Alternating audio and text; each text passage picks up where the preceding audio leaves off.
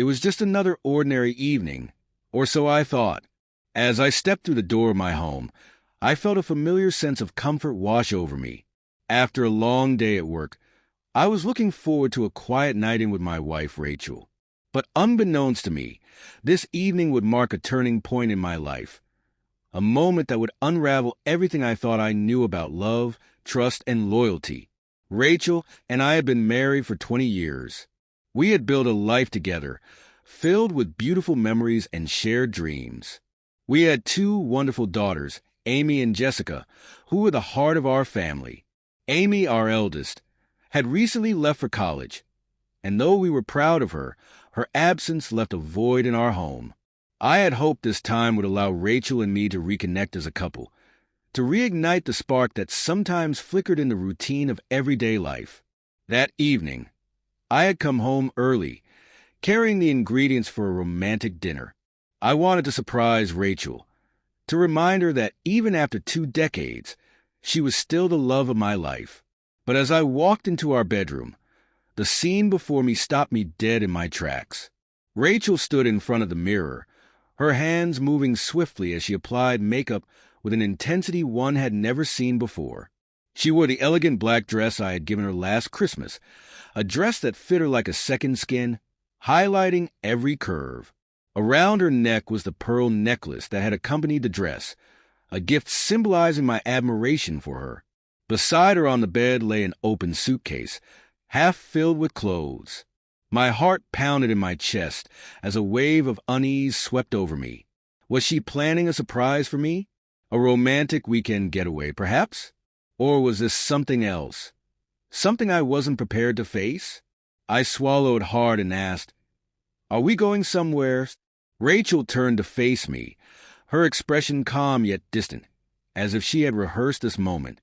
"Yes," she said. "I'm going away for the weekend." Her words hung in the air, heavy and foreboding. I tried to suppress the rising panic in my chest. "Where are you going?" I asked, my voice betraying a mix of confusion and fear. She hesitated for a moment, as if searching for the right words. Then she said it, words that would shatter the foundation of our marriage. "I have a date this weekend." I stared at her, unable to process what I had just heard. The word date echoed in my mind, a cruel betrayal wrapped in calm certainty. My voice trembled as I said, "A date? Rachel, we're married. How can you even think of doing this?" Her gaze never wavered. "Thomas, I need this. Ever since Amy left for college, I've felt empty. I've lost myself. This isn't about you. It's about me finding a part of myself I feel I've lost." Her words felt like a knife to my heart. "And you think spending a weekend with another man will fix that?" "I don't expect you to understand," she replied, her tone almost clinical. "But I need to feel alive again. I'll be back on Monday, and we'll move forward. Nothing has to change." I could barely contain my anger and hurt. "Nothing has to change?" I repeated bitterly. "Rachel, everything is changing. You're betraying me, our marriage, our family. How can you act like this is normal?" She remained composed, as if her decision was already set in stone. I realized then that pleading or reasoning with her would make no difference. So I forced myself to remain calm. "If this is what you've decided, then go. But don't expect me to wait for you to come back like nothing happened." As she finished packing, the sound of an approaching car, her Uber, echoed through the quiet neighborhood. She dragged her suitcase to the door, pausing briefly, but she didn't look back. The moment the door closed behind her, I felt an overwhelming mix of emotions: anger, sadness, disbelief, and an odd sense of relief. For a long while, I stood there, staring at the empty space where Rachel had just been. Then, almost instinctively, my mind drifted to someone I hadn't thought of in years, Emma, my college sweetheart. Emma had always been the one who got away. What if I had buried deep in my heart? On impulse, I picked up my phone and dialed her number.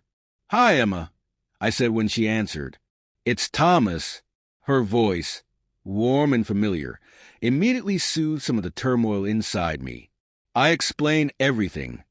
Rachel's betrayal, the emptiness I felt, and my decision to end our marriage. She listened without interrupting, her silence more comforting than words. "Thomas," she said softly, "what do you need from me right now?" "I just need someone to talk to," I admitted. "Someone who understands." Without hesitation, Emma invited me over. That evening, we talked for hours, reminiscing about the past and sharing the hopes and fears that had shaped our lives. Being with her felt like rediscovering a lost piece of myself, a connection I hadn't realized I was missing. When Rachel returned on Sunday evening, she was smiling, her demeanor confident and renewed. "See, I told you nothing would change," she said, oblivious to the transformation that had occurred within me. But everything had changed. Looking at her, I saw not the woman I had married, but a stranger who had broken the sacred trust we once shared. "Rachel," I said, my voice steady, "this weekend made me realize something. Our marriage is over. Tomorrow, I'm starting the divorce process." Her face fell, shock and panic replacing her confident smile. She begged and pleaded, but my mind was made up. Her choices had left an unrepairable fracture in our relationship. The divorce was swift but fair. I made sure to shield our daughters from the worst of it, encouraging them to maintain a loving relationship with their mother despite her actions. As for me, I found a second chance at love with Emma. We rebuilt what we had lost years ago, and eventually we married and started a family of our own. Looking back, that evening was both the darkest and most enlightening moment of my life. Rachel's betrayal broke me, but it also set me free.